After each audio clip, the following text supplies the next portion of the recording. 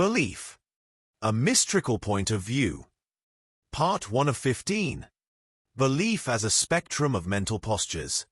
In the mystical framework, belief is broadened to include every mental stance we take toward a claim, not just yes or no, but also doubt, neutrality, and everything in between. Cognitive science and philosophy remind us that any attitude about the truth of a proposition is a kind of belief. As one neuroscience review puts it, beliefs are convictions about what we accept as true, the framework our mind uses to engage with reality. Even refusing to decide is a stance. When we say I don't know, we implicitly assert a meta-belief that the evidence isn't sufficient yet. In this sense, suspending judgment or admitting uncertainty doesn't mean our mind is blank. The mind is neutral toward the proposition. Philosophy calls all these doxastic attitudes about truth, emphasizing that believing, disbelieving, or withholding belief are just different settings on the same mental dial. To a Mystrik, belief encompasses various rational stances toward a given proposition. Each stance remains provisional, always open to revision based on reliable, objective, verified, reproducible, relevant, trustworthy, empirical, logical, and falsifiable evidence. Position 1. Belief. Essentially holding an assertion to be fact. For example, you believe the sky is blue if you keep that to be true. Psychologists define belief as mentally treating a proposition as true. Formally, to feel a proposition is literally to think that P is true. This is the standard affirmative stance, which our brain uses to build an internal model of the world. Example: belief in gravity based on extensive empirical verification. Position 2. Disbelief, belief in negation. Actively rejecting a claim, i.e., accepting its negation. Disbelief is simply believing the opposite. Philosophers note that to disbelieve a proposition is to believe that a proposition is false. So if I say I disbelieve it will rain tomorrow, I'm really asserting the belief, it will not rain tomorrow. This is a full-fledged belief state about the negation of the proposition, just on the false side. Example: disbelief in astrology due to consistent scientific refutations. Position 3. Absence of belief. Simply not holding any view on the claim. This often occurs due to ignorance or a lack of concern. For instance, if asked about a mythological creature you've never thought of, you have an absence of belief about it. You neither accept it nor reject it because you lack evidence. Even this blank slate is a posture. Implicitly, you hold the belief, I do not have enough information. In Bayesian terms, you have a flat or uninformative prior. It's a passive stance that can shift as soon as new information arrives. Example: encountering a newly proposed scientific theory without sufficient data to decide its validity. Position 4. Belief in absence, negative belief. This is a strong form of disbelief. Explicitly believing something is absent or a claim is false. Example: believing there are no unicorns in the field is an active belief in the absence of unicorns. It's still a belief about the proportion rather than mere silence. In epistemological terms, it's a positive commitment to the negative proposition, akin to the disbelieving stance above. Position 5. Non-belief. Distinct from mere neutrality, this stance explicitly emphasizes withholding assent because evidence or logical justification is currently unavailable. Essentially synonymous with the absence of belief, it can carry a shade of choice. A non-believer in some theory simply never commits to that theory. For example, someone who never adopts any view on alien life. Unlike explicit disbelief, a non-belief is more like saying, I don't stake any claim here. It's still a cognitive attitude, a recognized lack of acceptance. And in practice, it often behaves like suspension or the weak end of uncertainty. Example: Mystrikism's non-theism regarding deities. Mystriks do not actively reject gods but rather refrain from believing due to a lack of reliable, objective evidence, maintaining openness and humility toward future discoveries. Position 6. Uncertainty. Unlike suspension of judgment, uncertainty may not arise from an intentional evaluation of evidence, but from a more passive or unsettled internal state. A state of doubt or low confidence in a belief. Uncertainty often appears as a maybe or probability rather than a flat yes or no. You might say, "I'm uncertain," when you acknowledge that the evidence is weak or conflicting. Cognitive scientists define uncertainty as the realization that our beliefs and representations of the world are unable to predict future events accurately. In other words, uncertainty arises when we recognize that our current model may be incorrect. Neuroscience studies have found that uncertainty engages brain areas, such as the dorsal anterior cingulate, ACC. As uncertainty grows, ACC activity rises, reflecting the accumulating doubt. This shows uncertainty is an active mental posture, not an absence of thought. Example: a layperson feeling uncertain about the multiverse hypothesis due to its highly technical nature and abstract implications, without having weighed the evidence in depth. Position 7. Suspension of judgment. This is an active, reflective stance taken when one consciously chooses to wait for better information before forming a belief, thereby withholding any commitment. Here, you consider the proposition but neither accept nor reject it. In practical terms, suspension is saying, "I am undecided." It's a deliberate mental posture of neutrality. Classic philosophy calls the suspension of judgment rational when evidence is lacking or balanced.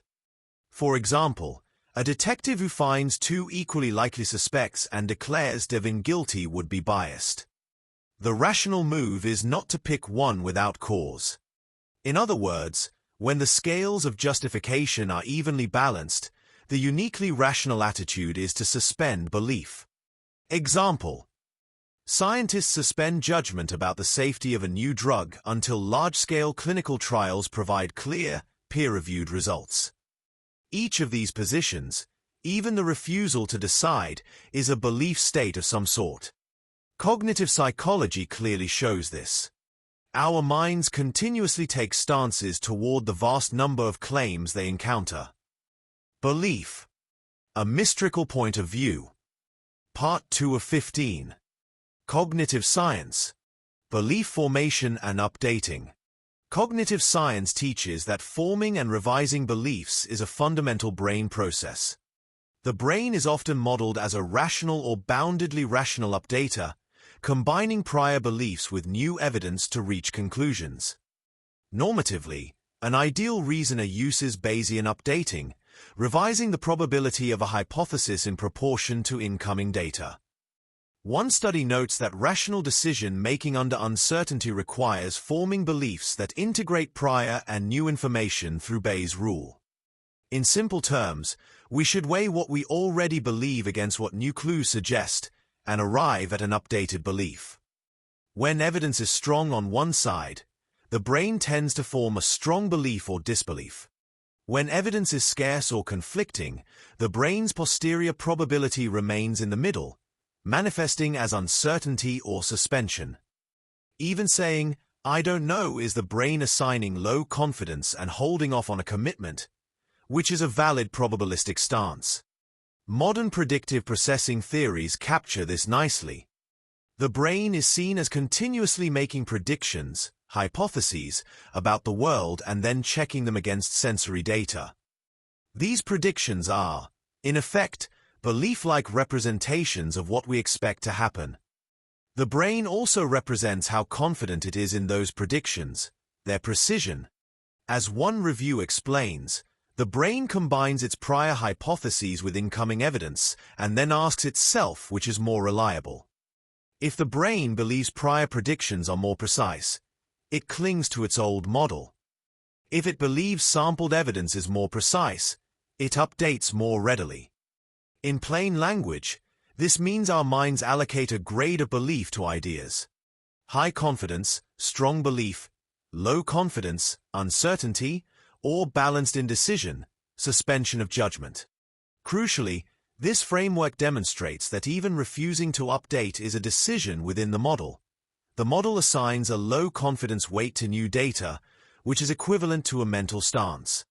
Our everyday social cognition reinforces this picture. From childhood, humans employ a theory of mind that treats others' beliefs as real entities. We instinctively assume that other people have beliefs, desires, and intentions that guide their actions. The fact that we talk about, infer, and reason about others' beliefs shows we consider belief a fundamental unit of mind. When a child understands that someone else can have a false belief, it's because the child already grasps belief as a mental stance. In this way, theory of mind research confirms that the concept of belief and related stances is built into how our brains model both ourselves and others. Thus, whether a stance is our own or attributed to someone else, it is treated cognitively as a belief state. Neuroscience. Predictive brains and prefrontal control. Neuroscience finds signatures of these belief stances in the brain.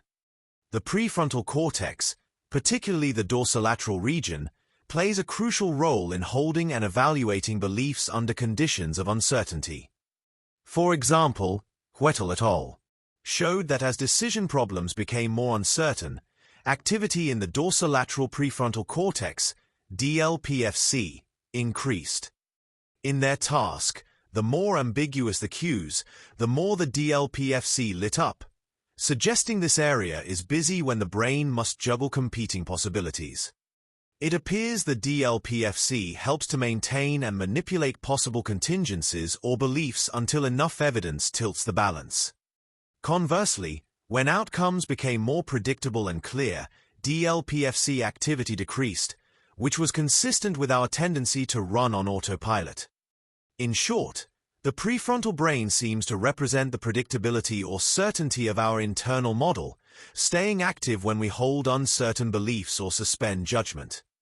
Other regions track the process of accumulating evidence itself. The anterior cingulate cortex, ACC, is well known for its role in monitoring conflict and uncertainty. In experiments where uncertainty was varied, ACC activity rose as uncertainty rose. This is thought to reflect evidence accumulation or conflict monitoring. The more undecided the brain is, the more the ACC signals the need to decide. In one study, when subjects drew cards from hidden decks, sequences that generated more uncertainty triggered greater activation of the ACC. Researchers interpret this as the ACC helping to push the brain towards a decision, belief or disbelief, once sufficient evidence is gathered. If the ACC and PFC are quiet, the brain stays balanced, essentially suspending judgment. This neuroscience picture aligns with the predictive processing model, in which hierarchical brain areas continually compare predictions with incoming inputs. When a significant mismatch, high uncertainty or surprise, occurs, higher cortical areas, like DLPFC, engage more to revise beliefs. When the model is accurate, fewer adjustments are needed. Thus, every stance, including doing nothing, is an active brain state even at the neural level. The neural prediction machinery doesn't turn off when we withhold belief. It simply signals that our best hypothesis is underinformed, low precision, and weights. In cognitive terms, weighting itself is a position with its own neural signature. Belief. A mystrikal point of view. Part 3 of 15. Epistemology. Evidence, justification, and the rational stance. From a philosophical viewpoint, belief is justified by evidence. Many epistemologists, especially evidentialists, hold that a belief is justified only if it is proportioned to the evidence. This means you should accept a claim only when the supporting evidence is strong, and conversely, doubt or reject claims when evidence points against them. In practice, this standard naturally includes suspending belief. If there isn't enough evidence to lean one way, the rational move is to withhold judgment. In other words, Refusal to believe often reflects an epistemic recognition of insufficient proof. The classic Clifford dictum, "It is wrong to believe anything upon insufficient evidence," captures this sentiment. Thus, epistemology treats not believing as a legitimate rational stance. Indeed, in evidentialism, any proper belief must be backed by evidence, so the only alternative when evidence is lacking is non-belief or suspension. Epistemologists also analyze these attitudes in terms of justification. For example, one introduction to epistemology notes that disbelief and suspension can be defined in terms of belief. To disbelieve a proposition, P, is to believe not P, and to suspend judgment is to consider P without making a decision. Importantly, that source explains that suspension is considered uniquely rational when the reasons to believe P and reasons to believe not P are equally strong. This is akin to facing two balanced arguments and wisely choosing neither until more information is known. So epistemology affirms that I don't know or I'm not convinced are not intellectual evasion but valid outcomes of rational reasoning. They are, in fact, part of the structure of belief. We have beliefs with varying degrees of justification, and sometimes the highest justification is to have no definitive belief at all. In everyday reasoning, too, we often treat uncertainty and doubt as provisional beliefs.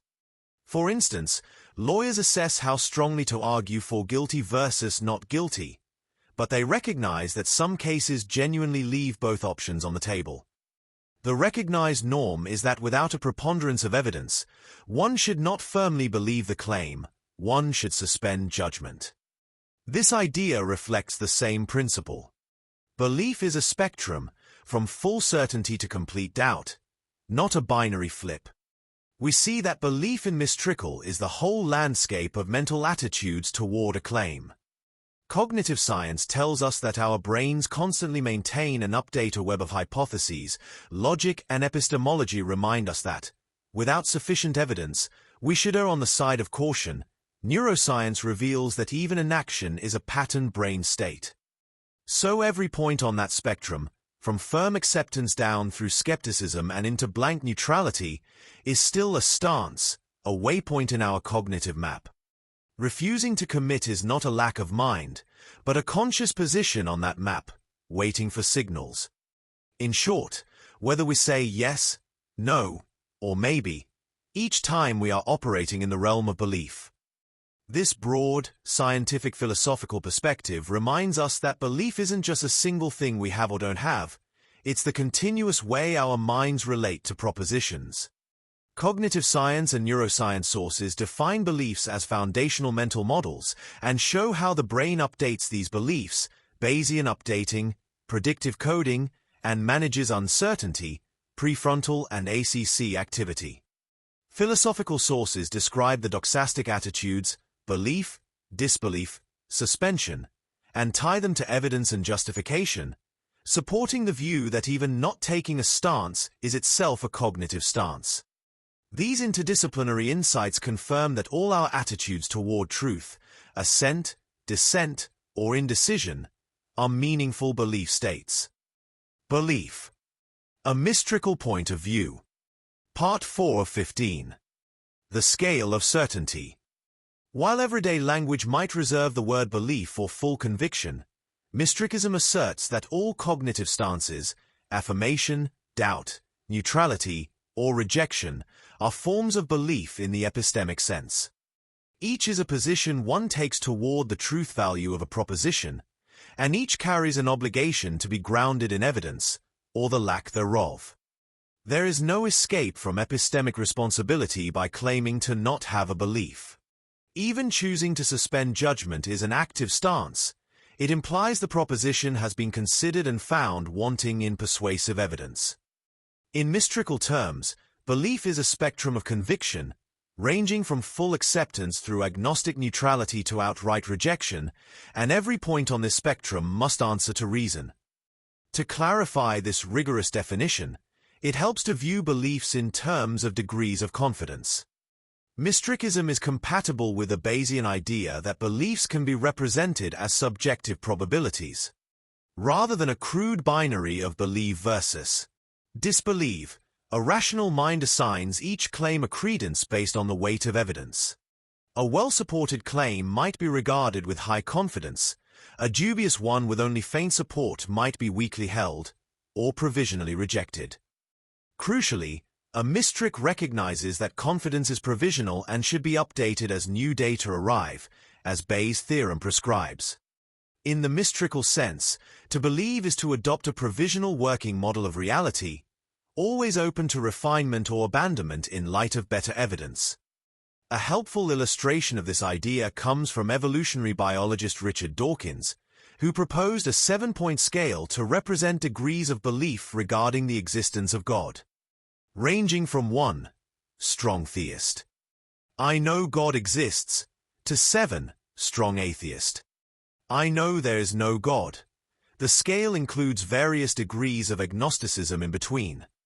Dawkins himself placed his confidence at 6, 9, not because he thinks atheism is a belief of certainty, but because he recognizes that while the existence of a God is logically possible, the lack of evidence makes the probability vanishingly small. His scale exemplifies the Mystrikal mindset. It doesn't ask whether you believe or don't believe, but how confident you are and whether your confidence is justified.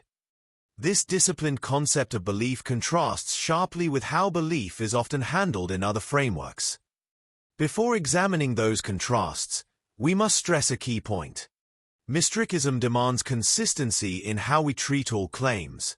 If one demands strong evidence to believe a scientific theory, one must equally demand strong evidence to disbelieve it, or to remain agnostic about it. The same standards of evidence apply across the board, preventing the selective skepticism or blind credulity that undermines intellectual integrity. As Thomas H. Huxley, who coined agnosticism, warned, in matters of the intellect, follow your reason as far as it will take you, and do not pretend that conclusions are certain which are not demonstrated or demonstrable. Mystrikism formalizes this ethic. Every cognitive stance is a hypothesis about reality, and every hypothesis is only as strong as the evidence backing it. Belief. A Mystrikal point of view. Part 5 of 15. Common misconceptions and contrasts. Belief in the Mystrikal framework may sound straightforward.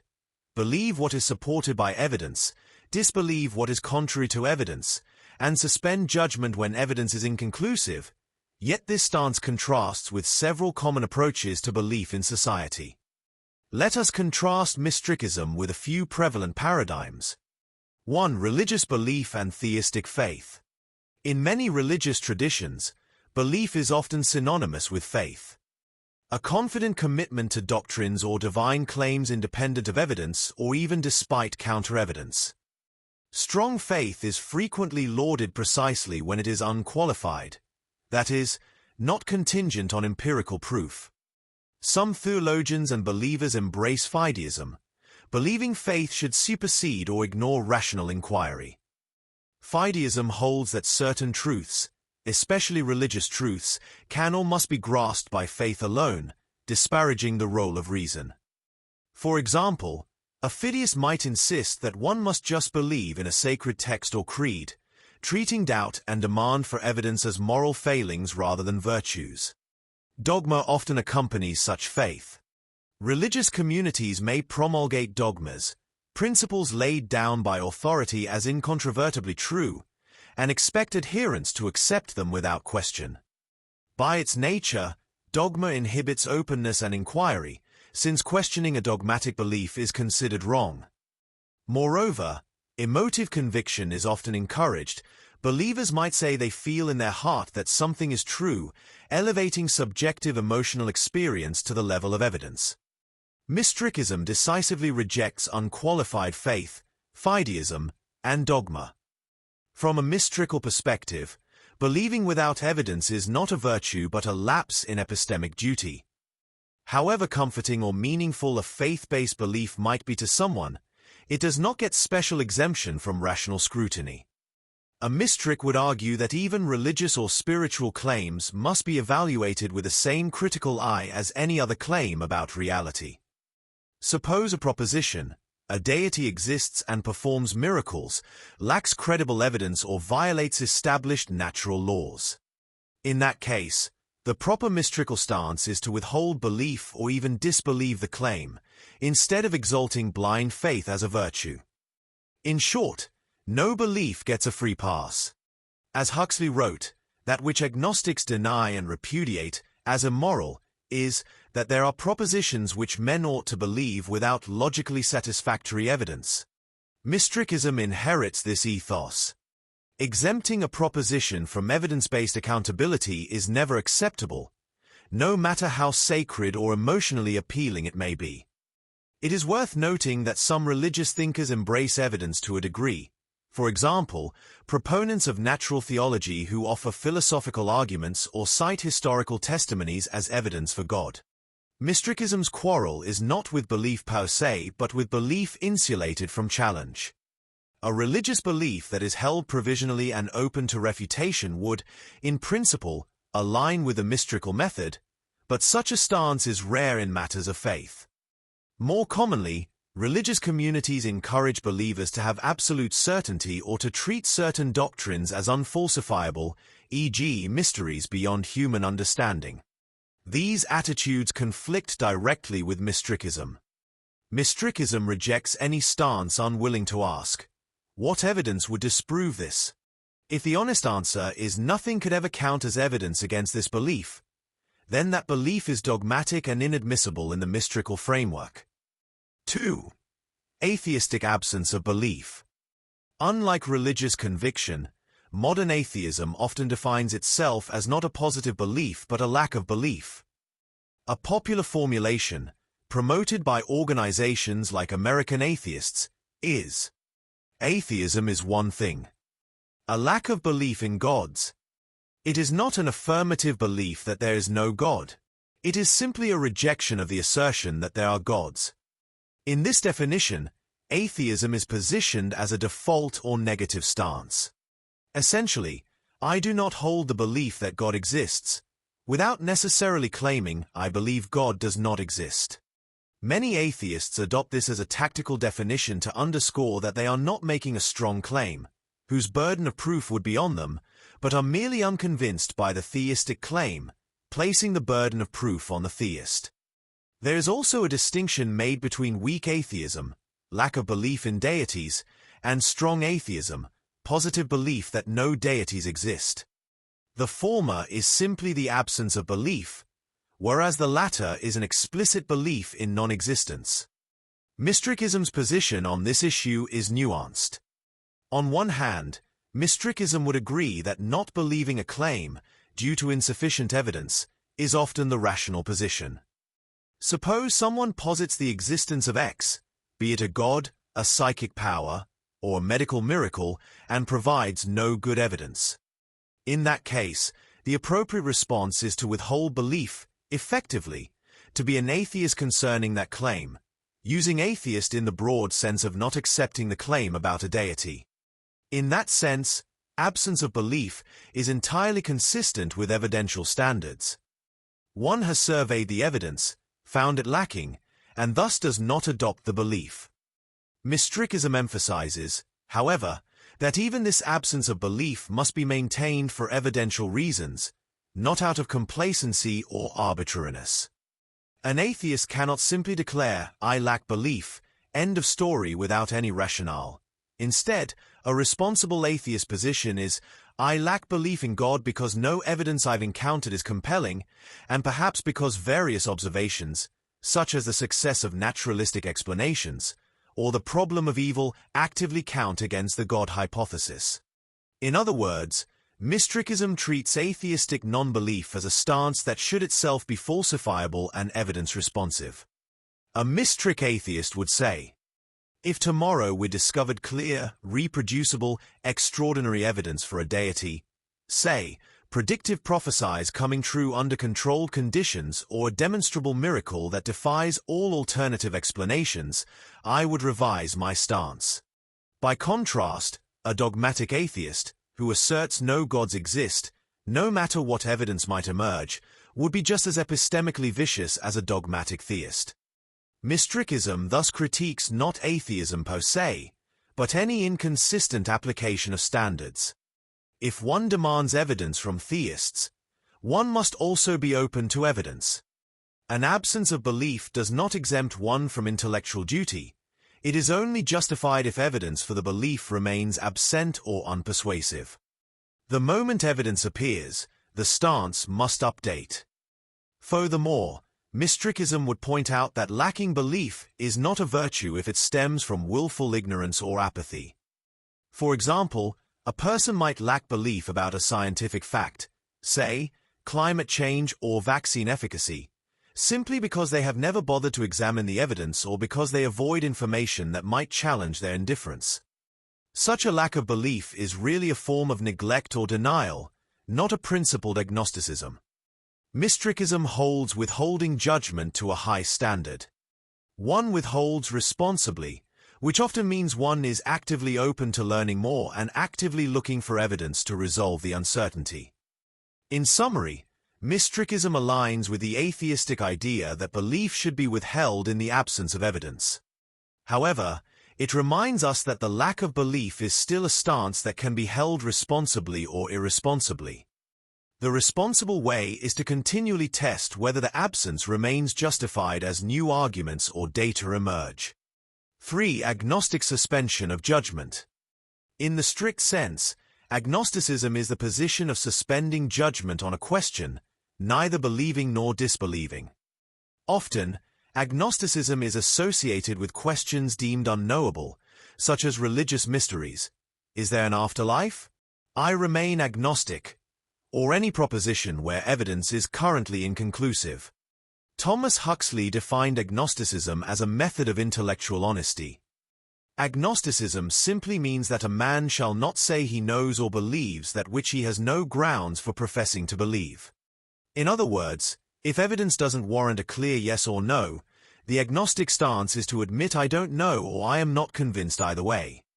This core principle is entirely embraced by Mystrikism.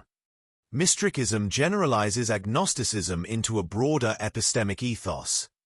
Never believe more strongly than the evidence allows. The disciplined withholding of belief, when appropriate, is seen as a mark of intellectual virtue, not a weakness. As W.K. Clifford famously argued in The Ethics of Belief, we're always free to suspend judgment until we have enough evidence. Sometimes, we must suspend judgment if forming a belief without evidence could lead to harm. Mystrikism, however, also recognizes that agnosticism is not a permanent refuge or a way to dodge inquiry.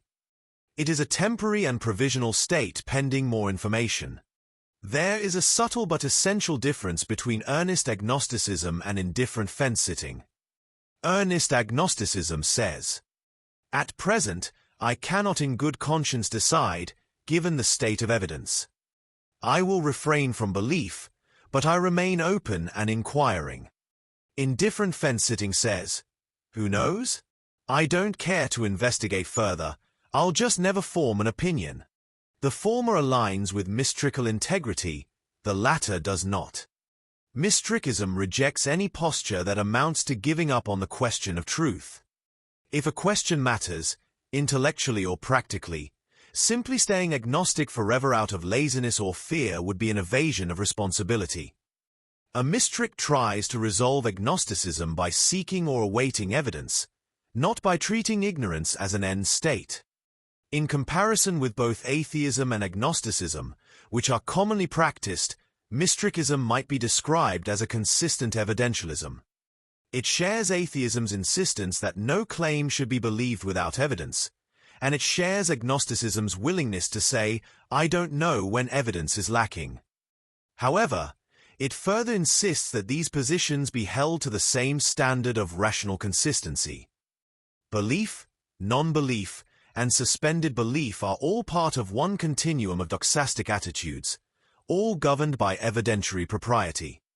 Mystrikism opposes two extremes: the credulity that accepts claims without proof or refuses to question inherited dogmas, and the irrational skepticism that refuses to believe anything even when proof is abundant. The mystrikal ideal is to proportion belief to evidence, neither more nor less.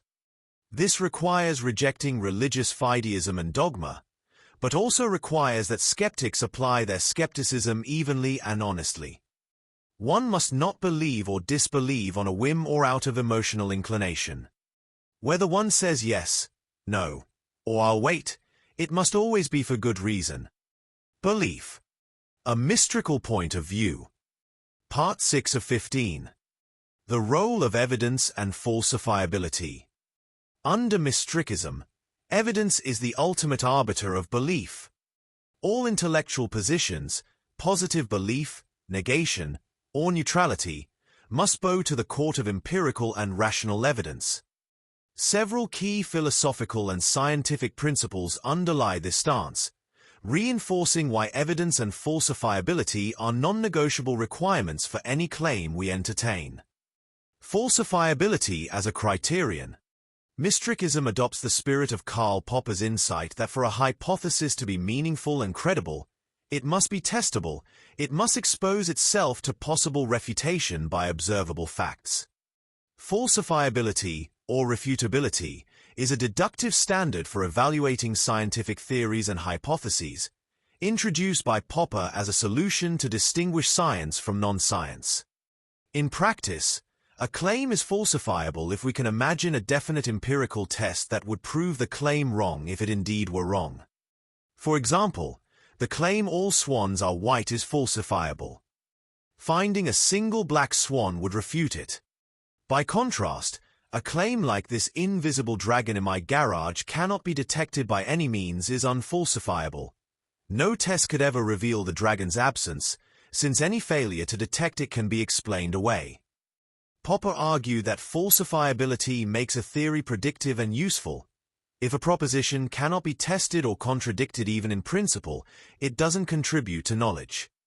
Mystrikism applies this principle broadly. We should be wary of any belief cushioned against all possible rebuttal, as is familiar with pseudosciences and dogmas that invent ad hoc excuses to survive forever.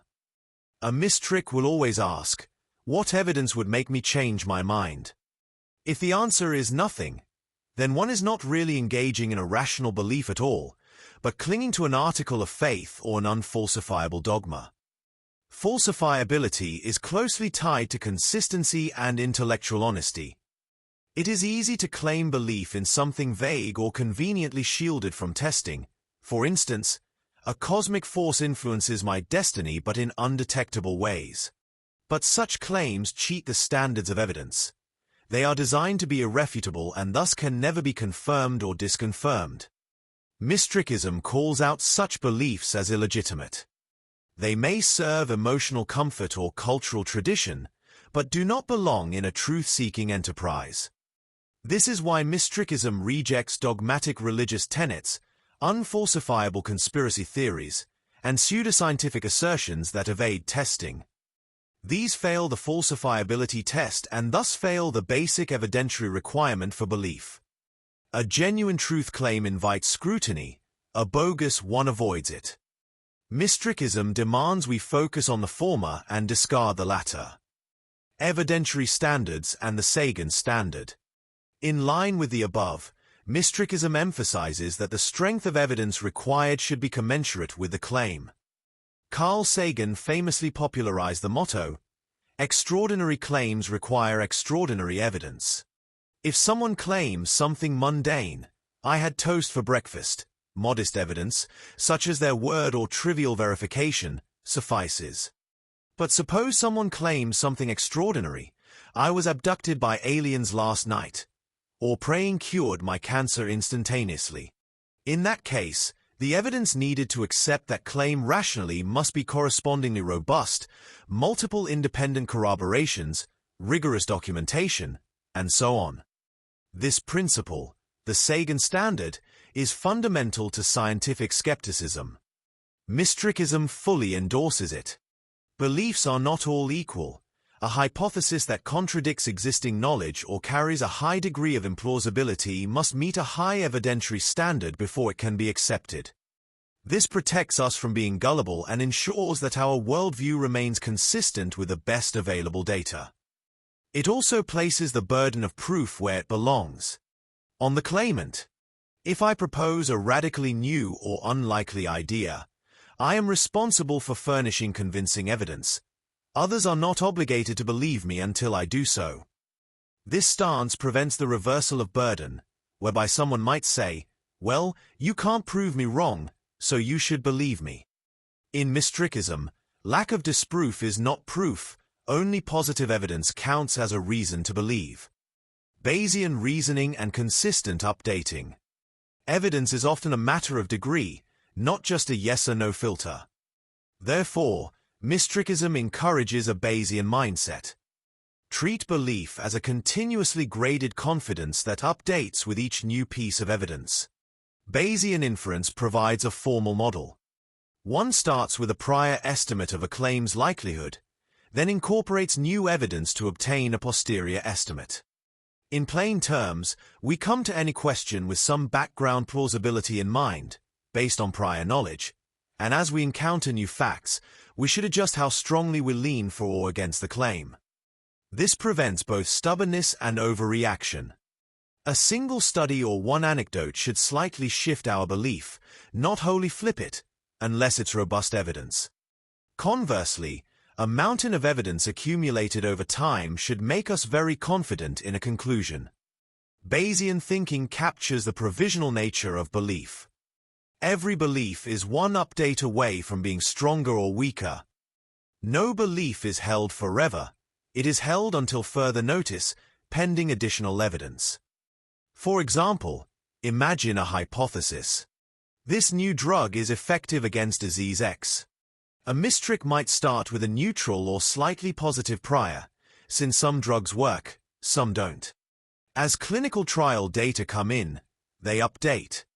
A well-designed trial shows positive results, increasing confidence. Another trial shows no effect, tempering that confidence. A large meta-analysis shows a small benefit, adjusting the belief to a more moderate position.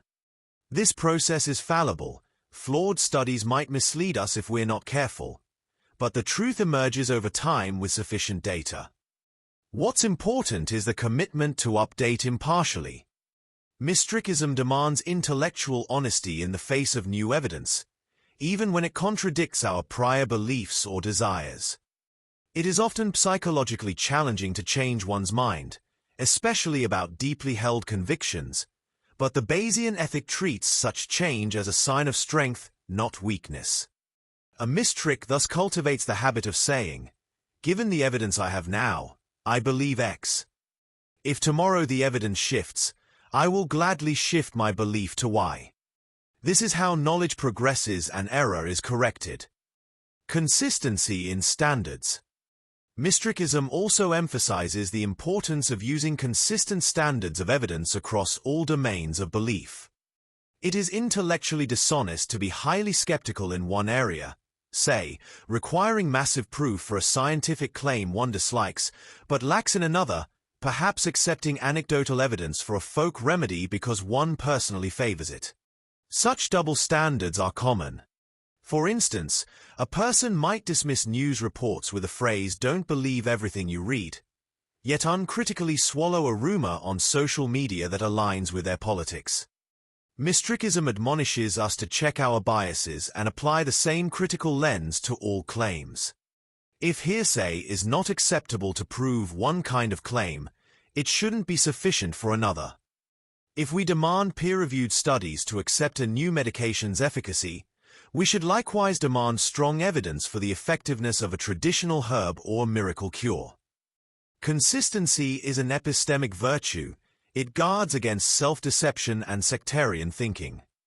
In practice, this means setting general criteria for what constitutes good evidence, e.g., reproducibility, logical coherence, plausibility concerning well-established knowledge, and then not granting any hypothesis a pass on those criteria. Whether the claim is worldly or otherworldly, popular or fringe, comforting or scary, Mystrikism says, evaluate it by the same rigorous yardstick. The outcome of such fair-minded evaluation will naturally be that well-supported ideas are believed, poorly supported ones are not, regardless of their origin or emotional appeal. To sum up, the Mystrikal framework is evidence-minded through and through. It inherits the best principles from the philosophy of science and epistemology. Falsifiability ensures claims put their money where their mouth is. Evidential proportionality, Sagan standard, ensures our level of belief is apt to the claim. Bayesian updating ensures we remain flexible and responsive to new information. And consistency ensures we do not play favorites with what we choose to believe.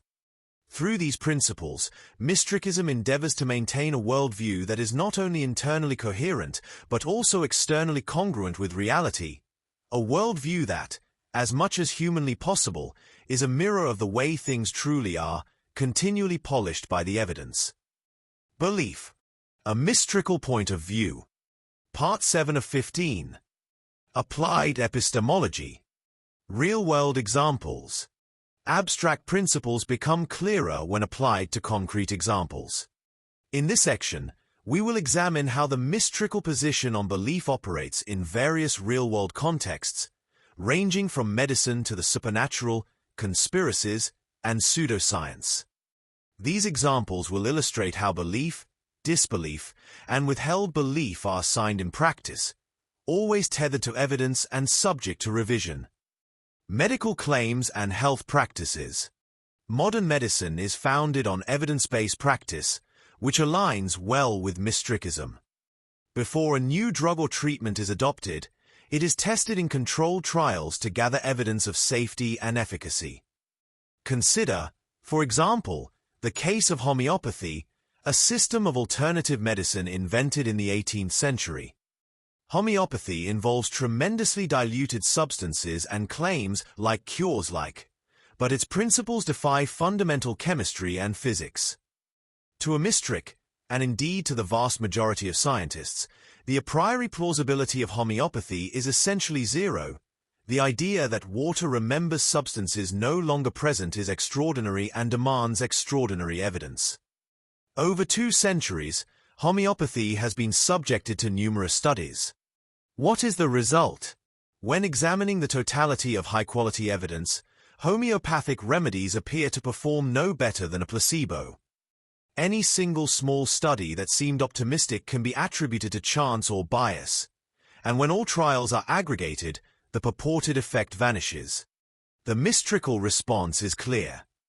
One should disbelieve the claim that homeopathy cures diseases because robust evidence falsifies it. This is not a dogmatic or emotional rejection, it is a conclusion drawn from rigorous inquiry. Furthermore, Mystrikism would point out the risk of believing in treatments without evidence. Relying on an ineffective remedy for a serious illness can delay or prevent one from seeking real treatment, with potentially grave consequences. Thus, believing in homeopathy on faith isn't just an epistemic mistake. It can be a moral one, endangering lives. A Mystrikal approach in medicine is to embrace treatments shown to work and reject or remain skeptical of those that have failed to prove themselves. It's an approach already institutionalized in scientific medicine, which strives for evidence in contrast to alternative therapies, often satisfied with anecdote. To be fair, Mystrikism does not assume current medical knowledge is perfect. A stance is always provisional. If tomorrow credible evidence emerged that some homeopathic preparation does have a specific effect, perhaps through a hitherto unknown mechanism, the Mystrik would update their beliefs accordingly. The key is that the onus is on the evidence to lead the belief, not the belief to leap ahead of evidence. Until such evidence is produced, the only justified stance is disbelief or at least extreme doubt regarding homeopathy's efficacy. The same logic applies to any medical claim, including new diets, supplements, and surgical techniques. Belief in a health claim should be proportional to the quality of evidence.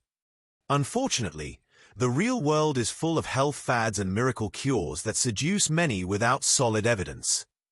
Mystrikism serves as a safeguard. It tells us that wanting something to be true, or having many testimonials, is not enough. We must demand rigorous tests, and only then believe. Supernatural and paranormal claims. Humans have long believed in phenomena like ghosts, telepathy, astrology, prophetic visions, and other supernatural or paranormal claims.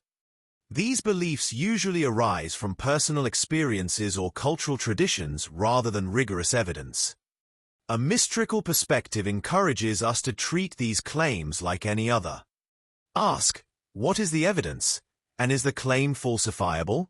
Take ghosts and hauntings as an example. Many people report strange sightings or experiences, interpreting them as signs of ghosts. However, when these claims are investigated scientifically, natural explanations, such as drafts of wind, settling house noises, psychological suggestion, etc., are nearly always found, and no experiment has ever unequivocally detected a ghost under controlled conditions. The hypothesis ghosts exist and cause physical effects is, in principle, falsifiable. One could imagine capturing a ghost or recording clear, repeatable ghostly interactions, but despite countless attempts by ghost hunters, researchers, etc., the evidence hasn't materialized. The mystical stance is therefore to withhold belief in ghosts. One doesn't have to claim certainty that no ghosts exist anywhere.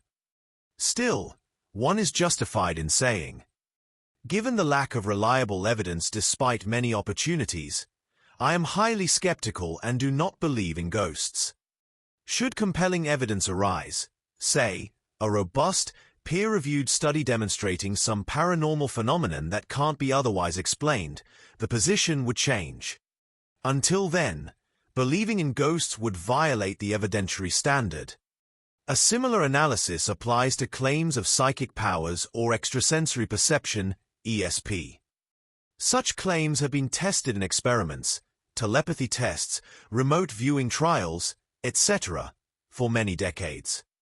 Occasionally, a study would claim minor effects, but more often than not, these fail to replicate. The famous James Randi even offered a $1 million prize for anyone who could demonstrate a paranormal ability under agreed-upon test conditions. Nobody ever succeeded.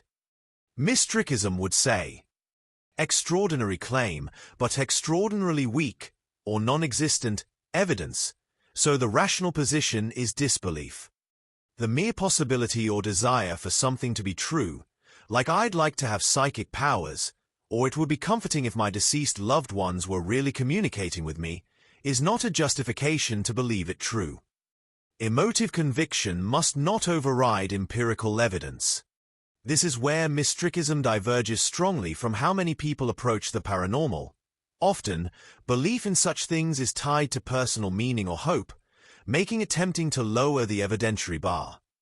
Mystrikism calls for intellectual honesty.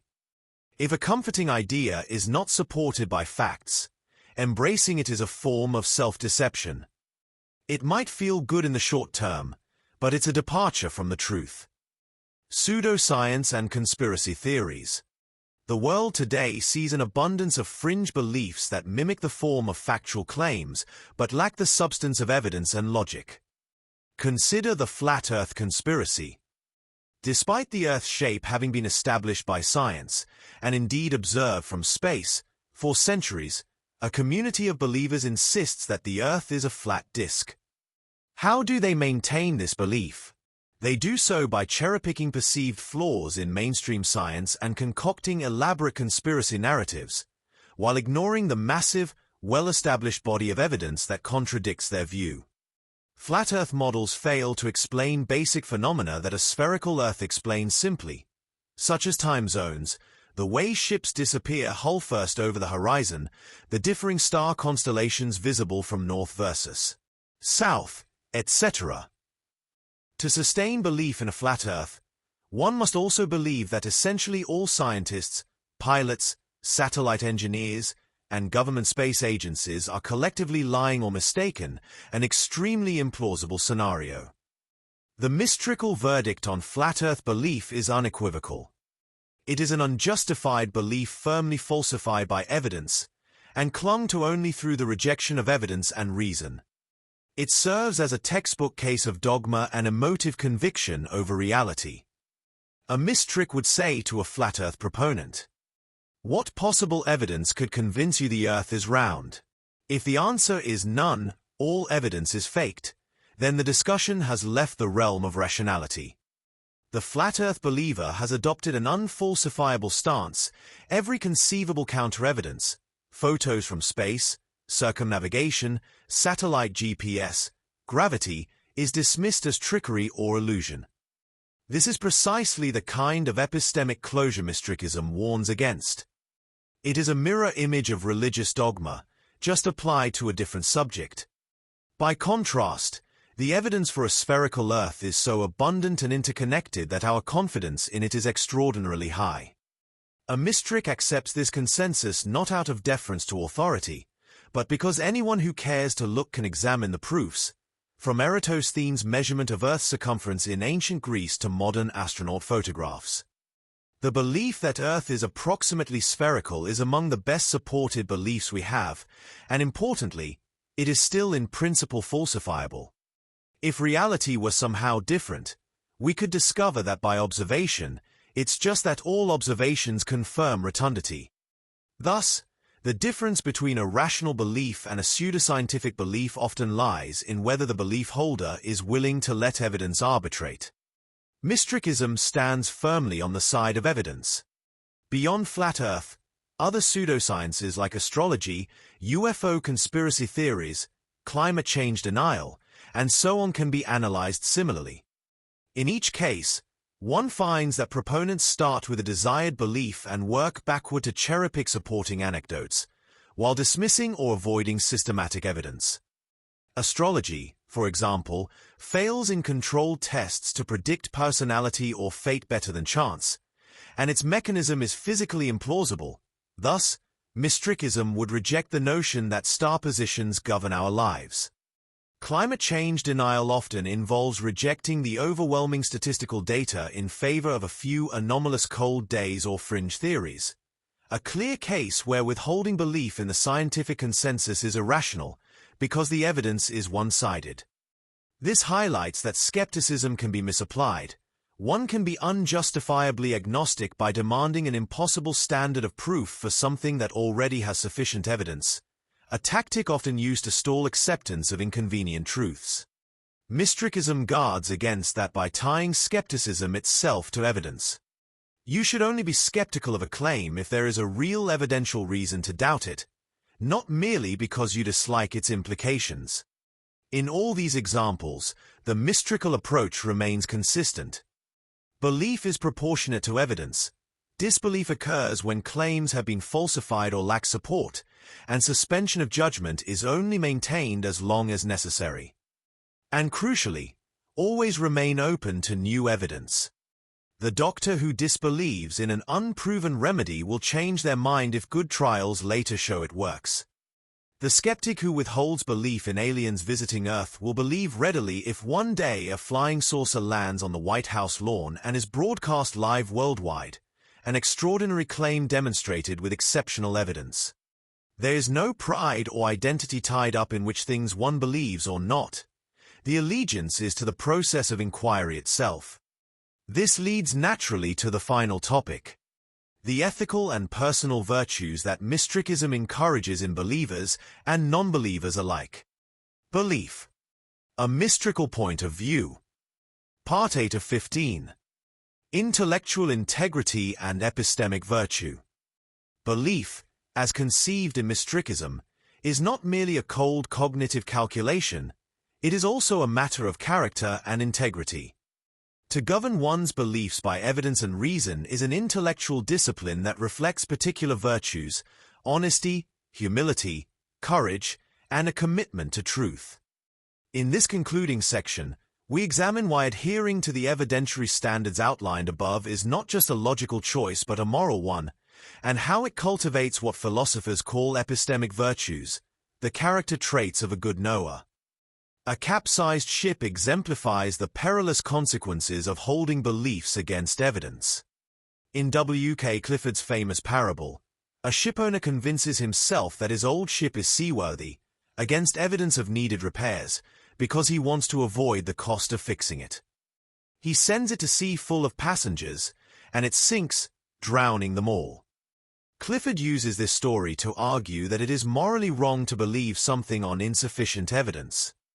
The shipowner's wishful belief wasn't just an isolated mental mistake, it had devastating real-world consequences. Clifford's dictum is stark. It is wrong always, everywhere, and for anyone, to believe anything upon insufficient evidence. Why such strong language? Because he argues, our beliefs are not private. They guide our actions, influence others, and collectively shape society. When we allow ourselves to form beliefs irresponsibly, we contribute to a pollution of the epistemic commons, the shared well of knowledge and rational practice that society relies on. Just as dumping toxins into a river harms everyone who drinks from it, spreading or acting on unfounded beliefs harms the intellectual and often physical well-being of others. Thus, Clifford frames evidential responsibility as an ethical imperative, not just a personal choice. Mystrikism echoes this view strongly. Intellectual integrity, scrupulous honesty in assessing evidence and acknowledging what one does or doesn't know, is held up as a paramount virtue. What does intellectual integrity entail in daily life? It means, first and foremost, not pretending to know what one doesn't know. It means resisting the temptation to indulge in comfortable falsehoods or group-sanctioned dogmas. It requires the humility to say, I might be wrong, and the courage to say, I require justification for that claim, even if it's unpopular to ask for it. These attitudes align with classic epistemic virtues identified by philosophers: open-mindedness, intellectual courage, intellectual humility, and epistemic responsibility. Let's briefly consider each. Open-mindedness. A readiness to consider new ideas and evidence, even if they challenge your current beliefs. In Mystrikism, open-mindedness does not mean believing everything a little bit. It means always giving a fair hearing to evidence. An open-minded Mystrik neither accepts claims blindly nor dismisses them without examination. They hold their beliefs lightly, ready to update or abandon them if warranted.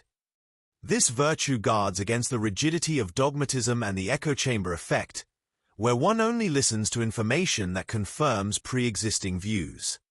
Intellectual courage. The willingness to follow evidence and reason wherever they lead, even if the conclusions are uncomfortable or come at a social cost. It takes courage to question a cherished belief, whether it's a religious doctrine you were raised with or a political stance your peers all share. It also takes courage to admit uncertainty or error. A Mystrik values truth over ego. If the evidence says you are wrong, an intellectually courageous person will accept that, rather than clinging to a false sense of being right. This virtue was exemplified by many great scientists and thinkers who, when confronted with data contradicting their hypothesis, chose to revise or scrap their theory rather than distort the data. It is the opposite of intellectual cowardice, where one might refuse to even look at evidence that might upset one's worldview. Intellectual humility. This is the recognition of the limits of one's knowledge and an absence of arrogance about the truth. Humility reminds us that anyone can be mistaken and that our current beliefs, however well supported, might need revision.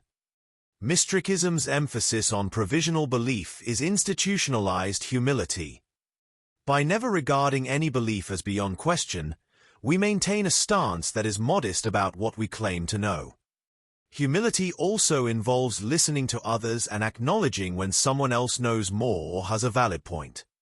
It's an antidote to the arrogance that often underlies dogmatic or evidence-ignoring behavior, for instance, the Dunning-Kruger effect, where people with little knowledge in a domain overestimate their understanding. Epistemic responsibility.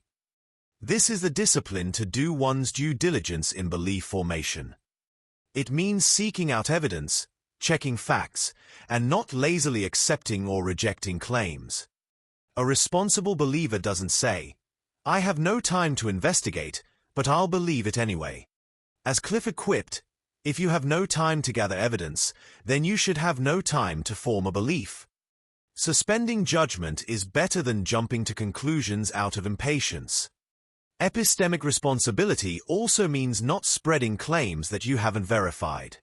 In the age of instant sharing, this virtue is perhaps more crucial than ever. How often do we see people forwarding rumors or dubious news without checking?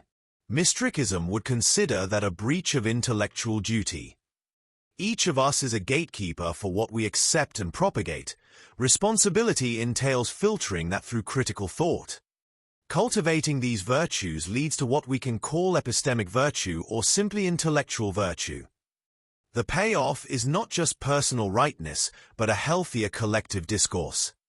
When individuals consistently demand evidence and apply rational standards, charlatans find it harder to peddle misinformation, and group delusions are more likely to be punctured before they cause harm. Consider how these virtues could improve public debates. An open-minded yet rigorous approach would reduce partisan polarization, as each side would charitably evaluate the other's evidence and be willing to concede points. Intellectual humility would tone down the overconfidence that often turns discussions into shouting matches. Epistemic responsibility would curtail the spread of fake news and baseless conspiracy theories that thrive on unchecked repetition. Another aspect of intellectual integrity is consistency. Not in the sense of refusing to change, we have covered the necessity of changing when warranted, but in the sense of applying your criteria universally.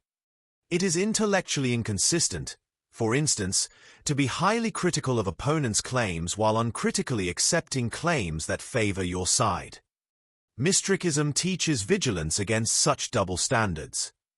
Be as skeptical of your own beliefs as you are of others.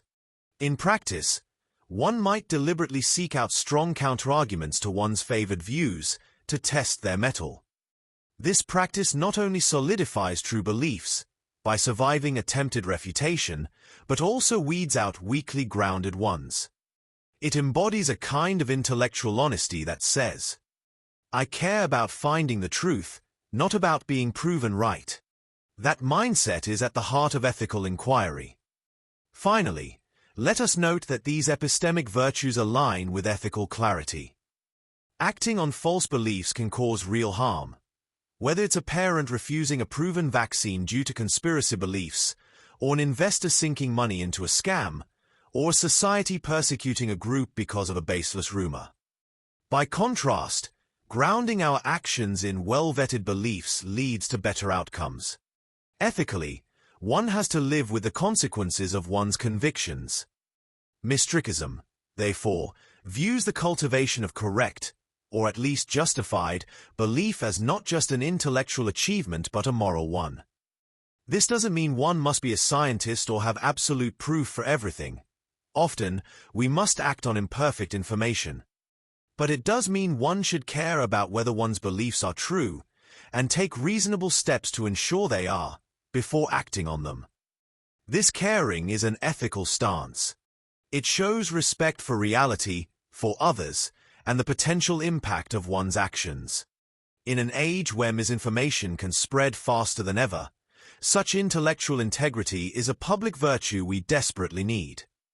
To quote Huxley once more, "It is wrong for a man to say that he is certain of the objective truth of any proposition unless he can produce evidence which logically justifies that certainty." Mystrikism not only agrees but generalizes this principle to all degrees of belief, not just certainty. And it declares that adhering to this principle is a form of virtue, the hallmark of an inquiring, honest mind. Belief. A mystical point of view. Part 9 of 15. Historical perspectives. From agnosticism to the new atheism. Thomas Huxley and agnosticism. No claim without evidence. In the 19th century, Thomas Henry Huxley, a biologist known as Darwin's bulldog, grew frustrated with a clash between staunch atheists and staunch theists of his time. Both sides, in his view, were overstepping what the evidence could support. In 1869, Huxley coined the term agnosticism to describe his epistemological stance. Far from meaning apathetic or undecided in a wishy-washy sense, Huxley's agnosticism was a principled position. It held that one should not claim certainty or belief in something for which one lacks sufficient evidence or rational grounds. As Huxley put it, agnosticism is of the essence of science. It simply means that a man shall not say he knows or believes that which he has no scientific grounds for professing to know or believe. This was a rebuke to both religious dogmatism and atheistic dogmatism. Huxley was targeting the tendency of some atheists in his day to positively assert there is no God, without admitting it was an article of faith rather than proof. He felt it was more honest to say I don't know or I have no reason to believe that. Thus, Huxley himself refused to don the label atheist, which in Victorian times implied a confident denial of God's existence, often associated with radical politics. He preferred agnostic, emphasizing an absence of knowledge. He did lack belief in God, but he based that on the sense that neither God's existence nor non-existence had been demonstrably proven. In mystrikal terms, Huxley took the stance of suspending judgment, a form of non-belief grounded in epistemic humility. His famous maxim that one should not claim as true what one lacks evidence for became a foundational principle for scientific skepticism. This principle resonates strongly with Mystrikism. It's essentially a call for provisional beliefs guided by evidence. Agnosticism, as Huxley defined it, wasn't about sitting on the fence for its own sake.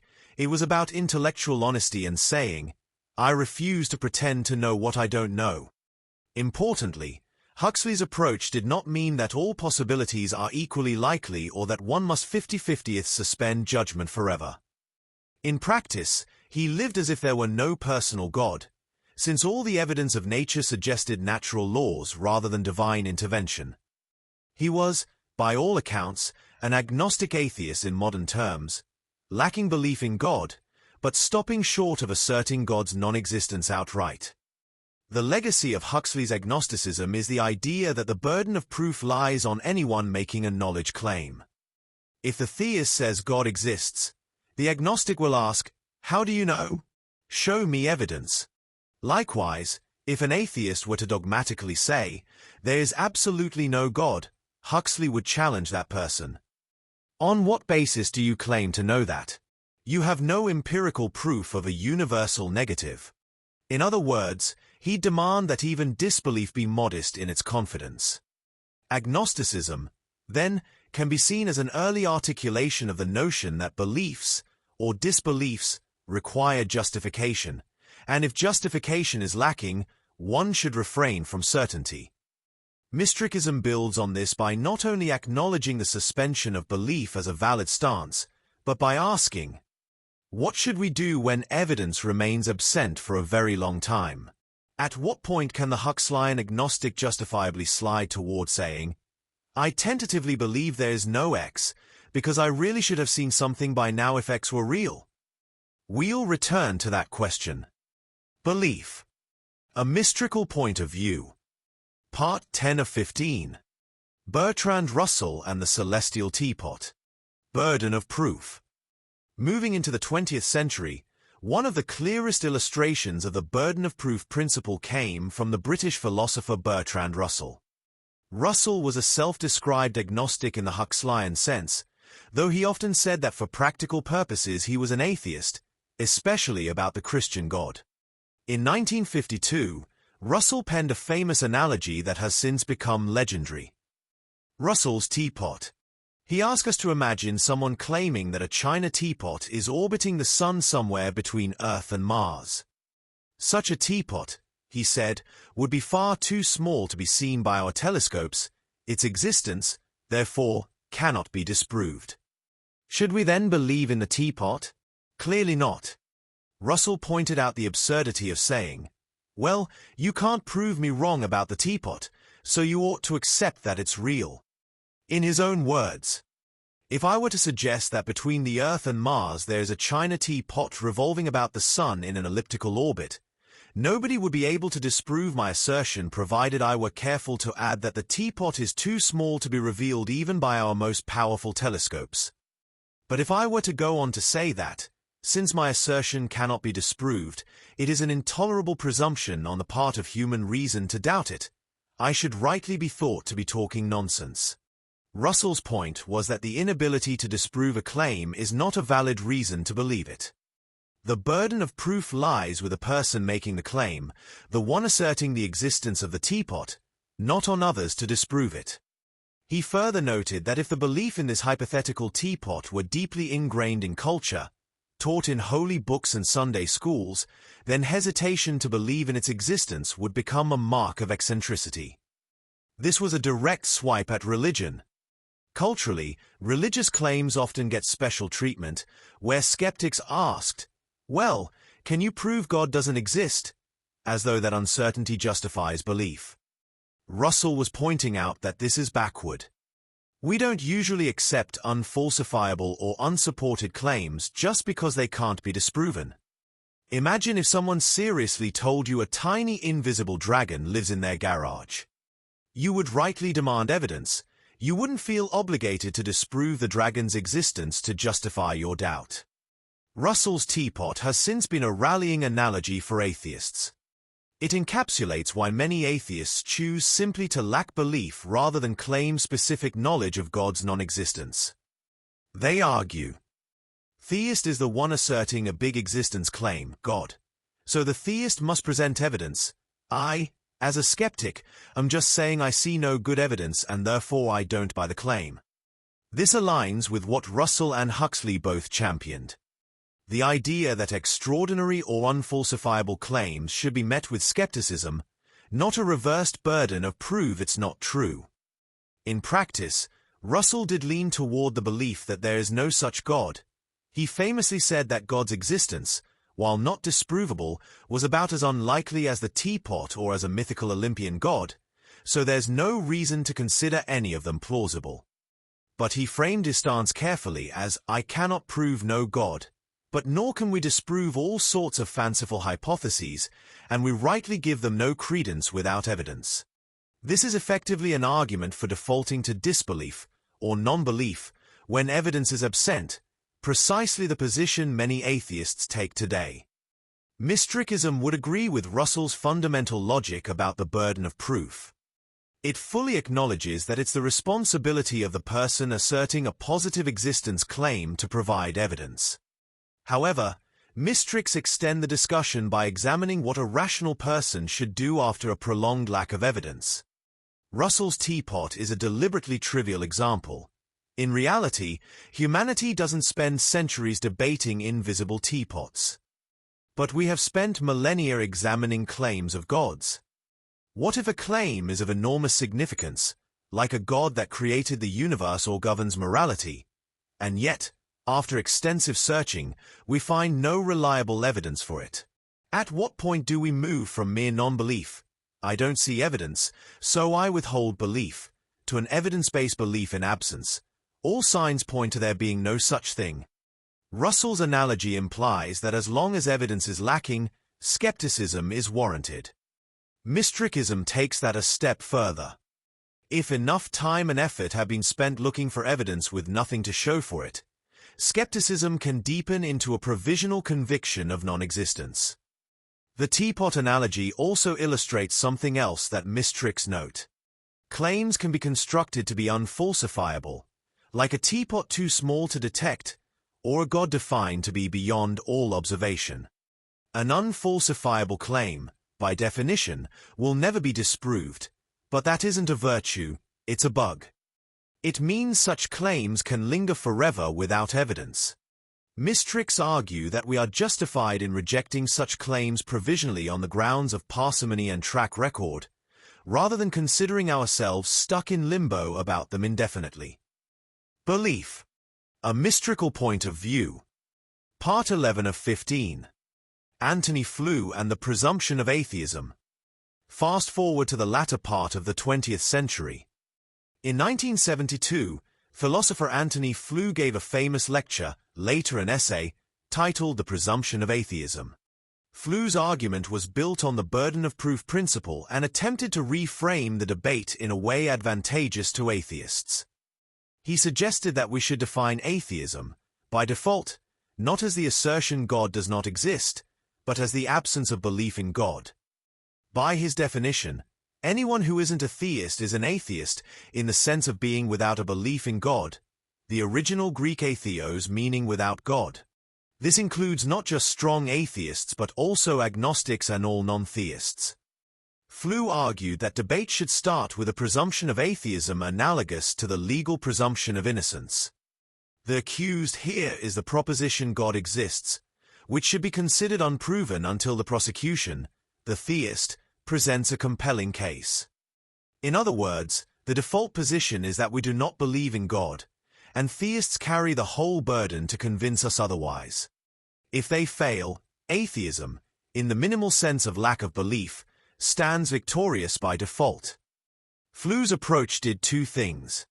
First, it popularized the definition of atheism as lacking belief in God rather than believing no God exists, a shift in usage that many in the general public and especially the burgeoning community of new atheists adopted. Second, it made explicit the idea that atheism requires no justification of its own beyond the failure of theism's arguments. It's essentially an application of Huxley and Russell's ideas. Since theists haven't met the burden of proof, we are warranted in remaining atheists, i.e. not believing in God, without having to prove God's non-existence. Flew compared it to the courtroom. You don't have to prove the defendant didn't commit the crime, you just show the prosecution didn't prove that he did, and thus you presume innocence, or in this case, presume atheism, that there's no reason to believe. This presumption of atheism was quite influential. It underlies the common modern claim by atheists online that atheism is just a lack of belief in gods. We're not claiming anything, so we have no burden of proof. Indeed, Flew helped cement that exact framing. The motive was clear. It put atheists on firmer ground in debate. Instead of having to argue for a strong claim, no gods, atheists could demand theists make their case, while the atheist merely refrains from assent. Not everyone was persuaded by Flew's reframing. Some philosophers, notably Alvin Plantinga, later, argue that theists might be rationally warranted in belief in God without evidence. They introduced ideas like properly fundamental beliefs, etc., thus challenging the notion that atheism automatically holds the high ground. However, regardless of those counterarguments, in popular discourse, Flew's legacy endures. Most atheists today, when pressed, will describe atheism in the negative sense, lack of belief, and agnosticism as a separate axis concerning knowledge. Flew himself later in life changed his mind and became a deist of sorts, believing in some kind of Aristotelian God on philosophical grounds, which is an ironic footnote. But that doesn't negate the impact of his earlier stance on shaping the conversation. Mystrikism has an interesting relationship to Flew's ideas. On the one hand, Mystriks agree that everyone starts innocent, atheistic, in the absence of evidence. A newborn has no belief in gods, after all, and it's reasonable to withhold belief until some evidence appears. They also agree that theists bear the burden of proof for their claims. However, Mystriks depart from Flew by asserting that even the presumption of atheism is still a belief position that ought to be owned and examined. In other words, yes, treat atheism as the default, but do not pretend that defaults aren't beliefs. They are just initially unproven beliefs, like I currently believe no gods exist or that the concept is idle because I have zero evidence for any. As soon as you defend the presumption of atheism by saying there's no evidence for God, hence I don't believe, you have provided a rationale, a good one at that, for your stance. Mystrikism applauds that. It wants every stance to be evidence-responsive. What it rejects is any suggestion that atheism, or agnosticism, etc., gets a special pass from critical scrutiny just because it's called a lack or a default. Flew's tactic was rhetorically useful, but Mystriks would say every epistemic stance deserves an epistemic justification. If your only justification is the other side failed to prove their case, that's fine. It is a kind of justification. But be explicit. I provisionally believe there is no good reason to accept God exists. That is your belief. Now, is that belief holding up well? If decades and centuries pass with no evidence for God, that belief, that there's no reason to think God is real, grows stronger and more justified. If some evidence suddenly emerged, that belief would need to be revised. The Mystric position thus takes Flu's presumption idea and then says, we have indeed had a very long presumption of atheism in play, and the theists have not only failed to produce evidence, but the persistent absence of evidence has itself become evidence of absence. Therefore, one can move from a mere presumption to a provisional conclusion that God does not exist, with very high probability. In other words, the atheist can, after time, justifiably become a strong atheist, not out of arbitrary dogma but because the continued presumption went unchallenged by any facts, tipping the scale toward a positive disbelief. We will soon look at how mystics articulate that transition using the concept of Rover-Telf evidence. Belief. A mystical point of view. Part 12 of 15. Sam Harris and the rejection of the atheist label. In the 21st century, the conversation took another turn with the rise of the so-called new atheists, figures like Richard Dawkins, Christopher Hitchens, Sam Harris, and Daniel Dennett. They were outspoken critics of religion, but interestingly, at least one of them, Sam Harris, argued that even calling ourselves atheists is problematic. Harris's view, expressed in talks and essays, is that atheism isn't a philosophy or worldview. It's literally just the absence of a particular belief. In a better world, we wouldn't need a special name for that absence. He points out that we don't label people as non-astrologers if they don't believe in astrology, or non-racists as a distinct identity group if they simply don't hold racist views. By creating a banner called atheism, he worries that non-believers allow themselves to be portrayed as if they have a weird ideology, when in fact they are just using reason and common sense. Harris writes, atheism is not a philosophy, it is not even a view of the world, it is simply a refusal to deny the obvious, namely, the obvious lack of evidence for any God. He also famously said, atheist is a term we do not need, in the same way we don't need a word for people who doubt that Elvis is still alive. His provocative proposal was that people who don't believe in God should, as much as possible, stop calling themselves atheists and just be people who value evidence and reason. Then, whenever someone introduces a specific religious claim, they tackle it on its own merits, or lack thereof, without wearing a big red A that invites prejudice. Harris even quipped that using the label atheist allows the religious to dismiss critics as just another interest group or a cranky subculture meeting in hotel ballrooms, rather than taking their arguments seriously on universal rational grounds. Harris's stance is both strategic and linguistic. Philosophically, it aligns with the notion that atheism is not a positive claim, it's non-belief pure and simple. He wants to emphasize that he's not presenting a new dogma called atheism. He's simply unconvinced by religion and thinks everyone should be likewise unconvinced until evidence shows up. His approach is kind of an extreme application of Flu's idea, so much so that he'd prefer to dispense with the word atheism entirely and just say, I don't believe your claims, and I don't need a special title for that. In practice, not all atheists agreed with dumping the label. Many have found community and identity in it. But Harris's point speaks to how strongly some atheists feel that atheism is nothing more than a lack of belief and should carry zero burden of proof or baggage. From the mystical perspective, Sam Harris is correct that not believing in something isn't a substantive worldview. Atheism in itself doesn't tell you what you do believe, only what you don't. However, Mystrikism would counter that refusing a label doesn't actually free you from having a stance. Whether Harris calls himself atheist or not, he absolutely holds the stance that no religion he's encountered has provided evidence of a God, and thus he lives as if there is no God. He might phrase it as I simply reject their claims, but in effect, Harris has a high confidence, if not absolute certainty, that those claims are false.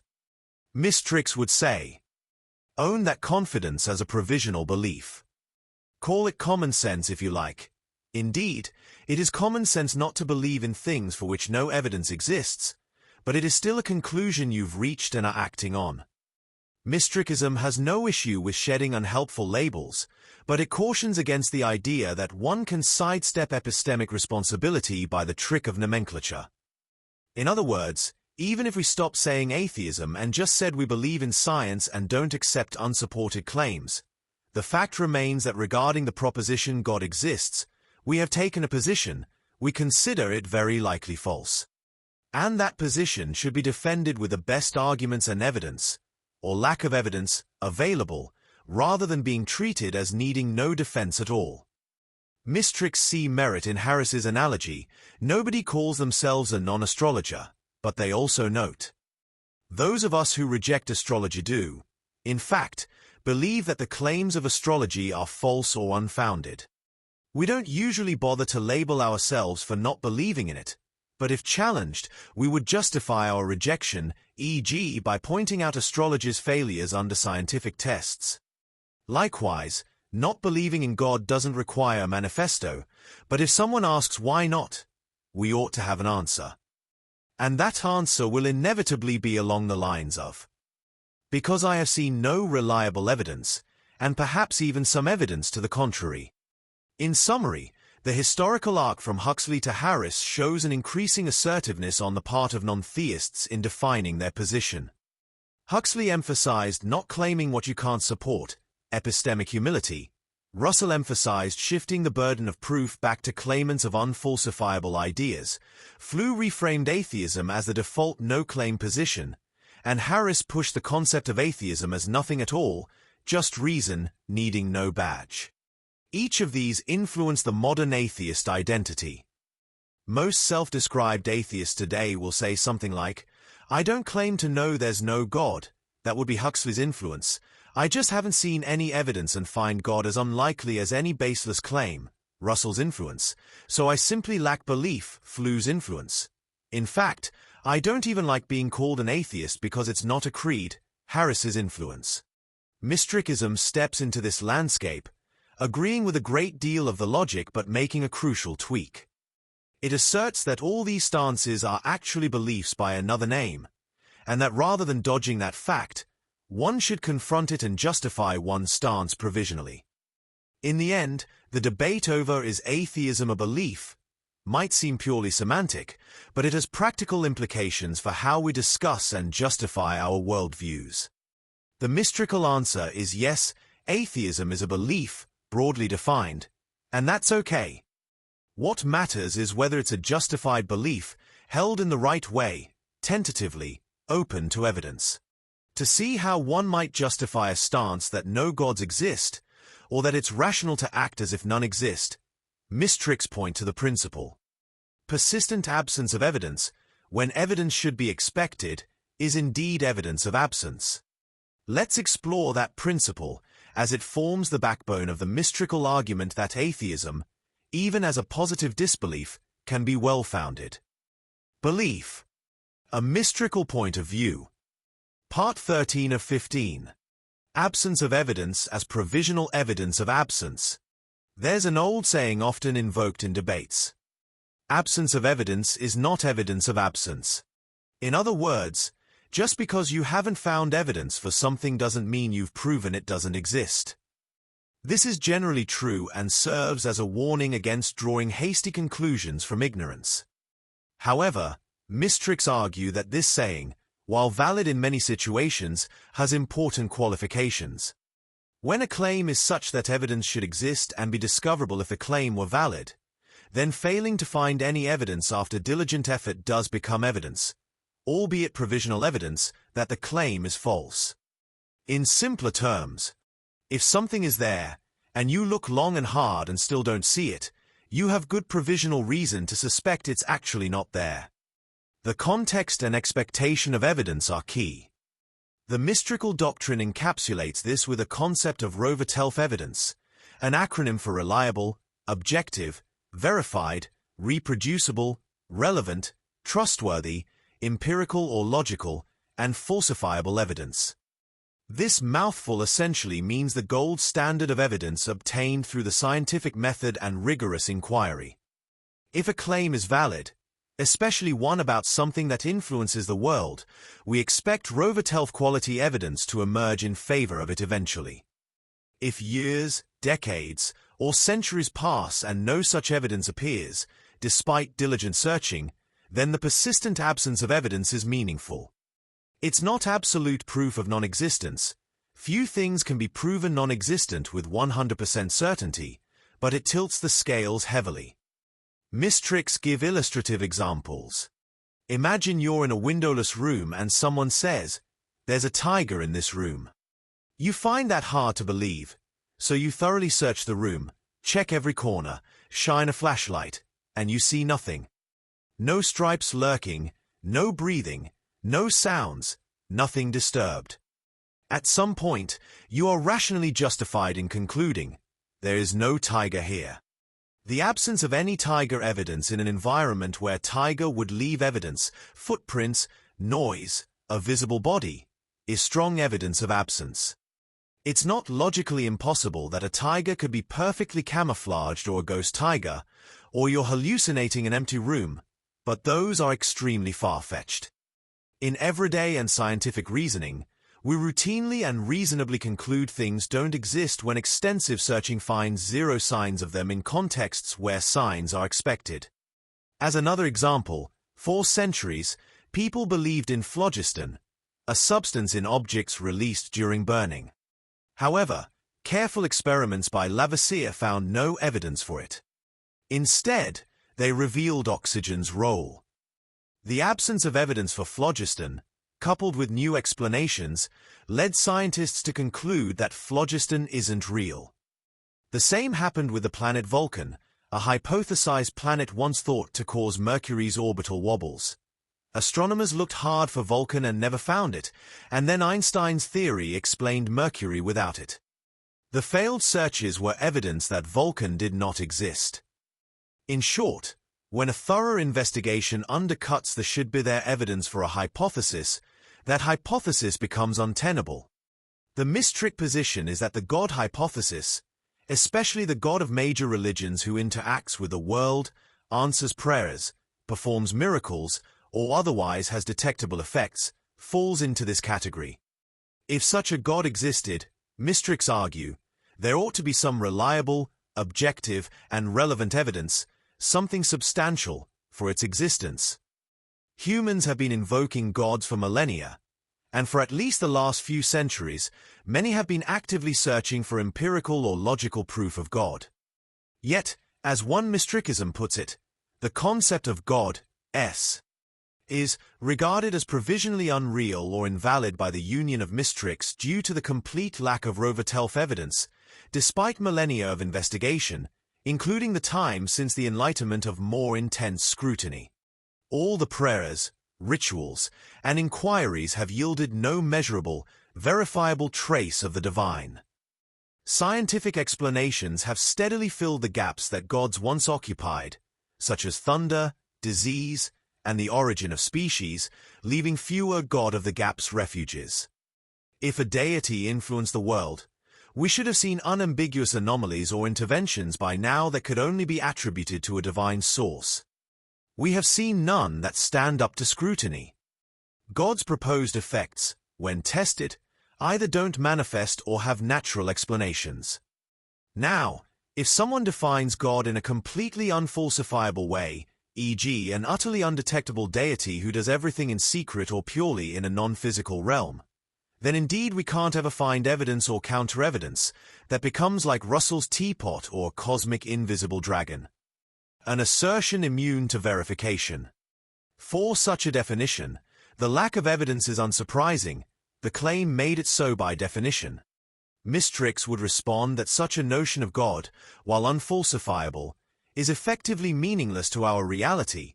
A God that by design can never be evidenced is indistinguishable from a God that does not exist at all. In Carl Sagan's parable of the invisible dragon in the garage, every test for the dragon, infrared sensors, powder on the floor, etc., is met with special pleading, "Oh, it's invisible, it's heatless, it floats," making the dragon unfalsifiable. Sagan's conclusion. The claim might as well be nonsense, and it certainly provides no rational ground for belief. Mystriks take a similar view. A completely undetectable God is beyond the realm of evidence, and thus beyond the realm of any justified belief, one way or the other. One should suspend belief in such an unfalsifiable concept and file it under no reason to entertain. However, when it comes to gods who supposedly perform actions, miracles, revelations, creation events, etc., a lack of evidence does count against their existence. The often misunderstood nuance in absence of evidence is, or isn't, evidence of absence is proportionality and context. Mystrikism emphasizes proportional reasoning. When evidence should logically exist if a claim were valid, its absence becomes strongly indicative of its absence. For instance, if someone claims there is an elephant in my pocket, the absence of any visible bulge, weight, or trunk noise is absolutely evidence that this claim is false, because an elephant could not possibly be there without evidence. Scale that to bigger questions. If someone claims a loving God answers prayers, but careful studies show no difference in outcomes, that absence of an effect is evidence, albeit statistical, against that claim. If someone claims that a just God would not allow certain evils, but we observe those evils occurring unmitigated, that can be taken as evidence against the concept of a just God. Over time, one accumulates so much failed evidence that non-belief graduates to disbelief. Mystriks are careful to phrase conclusions as conditional and provisional, not absolute. They don't say we have proved no gods exist in the mathematical sense. They say given the exhaustive inquiry and complete lack of Rovertelf evidence for any gods, it is reasonable to accept provisional non-existence. They stress that this conclusion is always subject to future discoveries. In other words, if tomorrow the sky split open and a deity presented evidence of itself that met high standards, the mystrikal atheist would revise their stance. This willingness to update is crucial. It's what distinguishes evidence-based belief from dogmatic belief. A mystrik will say there is no good evidence for unicorns or leprechauns, and after centuries of looking we found none, so I provisionally believe those don't exist. Yet they'll also say if you somehow show me a live unicorn that passes all tests, I'll change my mind. The same goes for God. This is essentially the scientific attitude. Always open to new data but not holding one's breath when a hypothesis has been on life support for a long time with nothing to show. One mystrikal text gives the example of unicorns. Maybe they could exist in some remote forest, but after centuries of exploration yielding nothing, we are justified in thinking unicorns are purely mythical. Maybe unicorns are not merely hiding, their persistent absence after centuries of investigation strongly suggests they do not exist, as that text says. The conclusion isn't taken as absolute proof, but as a practical working truth. Likewise, after millennia of recorded history with no agreed-upon manifestation of the divine, and especially after the last few hundred years of scientific advances explaining what once was attributed to gods, mystriks feel justified in saying God's persistent absence in the face of where evidence should be, if such a being existed, is a qualified evidence of God's absence.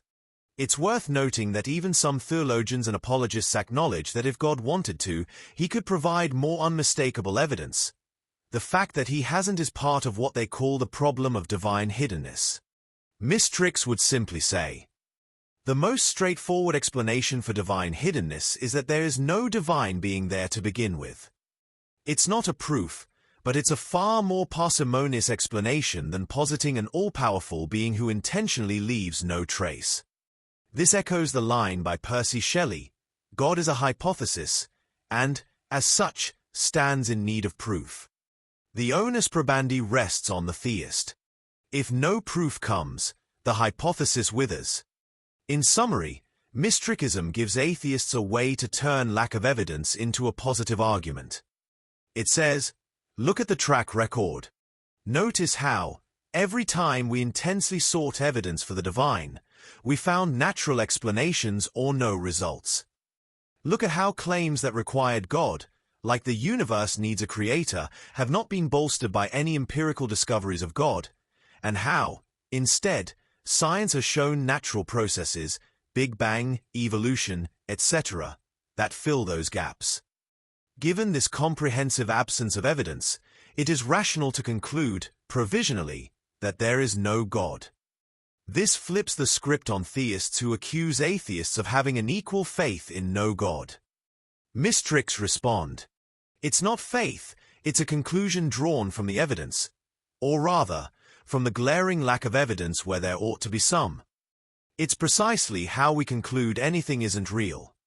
For example, if someone said there's an adult African elephant in their house and you saw absolutely nothing when you walked in, you don't say, 'I lack belief in the elephant, but I wouldn't call that a belief.' You'd probably say, 'I believe you're mistaken, i.e. there is no elephant here.' That belief is based on the evidence of your senses. Atheism, in the Mystrik view, is the same. At some point it graduates from mere suspension of belief to a justified belief in God's absence, given the cumulative negative evidence. Belief. A Mystrikal point of view. Part 14 of 15. Embracing epistemic responsibility. No dodging the burden. Having walked through these perspectives, we arrive at the crux of the Mystrikal stance. Trying to dodge epistemic responsibility by redefining atheism as not a belief is ultimately futile. It may be well-intentioned, often done to avoid unfair attacks or shift the debate to theism's lack of evidence, but in the end, it's just a semantic maneuver. Mystrikism encourages both theists and atheists to own their beliefs. Everyone has the burden, really the privilege, of providing reasons for what they think is true. Whether your position is God exists, or God doesn't exist, or I'm not convinced either way, you should be ready to explain why you take that stance. There is no shame in admitting that atheism is a belief under a broad definition, as long as you clarify that it is a provisional belief grounded in evidence, or the lack thereof, rather than an article of blind faith. Stepping up to that responsibility can strengthen the atheist's position. It transforms the conversation from "atheism isn't a claim, so I have nothing to defend," which can go in circles, to "atheism is my current belief, and here's my case for why it's the most reasonable stance." Centuries of no evidence, strong explanations from science for what we used to attribute to gods, logical issues with the concept of God, etc. Instead of no burden, the atheist accepts a lighter burden. Not to prove with certainty that God isn't there, an impossible task, just as proving the teapot isn't there is impossible, but to show that all available evidence points away from God's existence and none points toward it, making non-belief, or disbelief, the rational conclusion. This is analogous to a court not proving innocence with certainty, but showing enough evidence of reasonable doubt that we conclude not guilty. The Mystrik atheist says not proven and, beyond that, given the utter lack of proof where there ought to be some, I find the defendant, God, effectively not present in reality. By framing all stances as beliefs, Mystrikism also fosters a more even-handed dialogue. It reminds theists that atheists are not just contrarians refusing to play the game. Atheists have a worldview too, one that can be discussed in the same terms of evidence and reason. It likewise reminds atheists that theists, at least thoughtful ones, aren't simply crazy. They have reasons they accept, even if we find those reasons weak. Therefore, the discussion should focus on the quality of evidence and argument, rather than dismissing the opposing side as automatically irrational. Everyone in the debate is trying to make sense of reality and hold some beliefs while suspending others. The question becomes, whose stance best fits the facts? Mystrikism's insistence on provisionality also guards against the atheist falling into the trap of overconfidence. It's tempting for some atheists, especially after lengthy debates, to move from "I don't believe" to "I know there is no God, period." While emotionally understandable, that mirrors the certitude of dogmatists. The Mystrikal approach would counsel holding atheism confidently if that's where the evidence leads, but always keeping a door open, however small, for new information. That mindset not only is epistemically virtuous, it also undercuts a common theistic critique. that atheists are just as dogmatic or closed-minded as the fundamentalists they criticize. A mystrik can genuinely say, "Show me good evidence, and I will change my mind. I want to believe true things." So far, the God proposition has utterly failed by those standards, so I provisionally assert its falsehood. But I remain open to being surprised. In practice, what does this look like? Consider a real-world analogy. The question of extraterrestrial intelligence. We have no solid evidence that aliens exist. One person might take the stance, "I lack belief in aliens, I'm not convinced." Another might take it further. "I believe we are alone in the galaxy until proven otherwise." Both are stances on the same spectrum. The broader belief here is about the proposition aliens exist.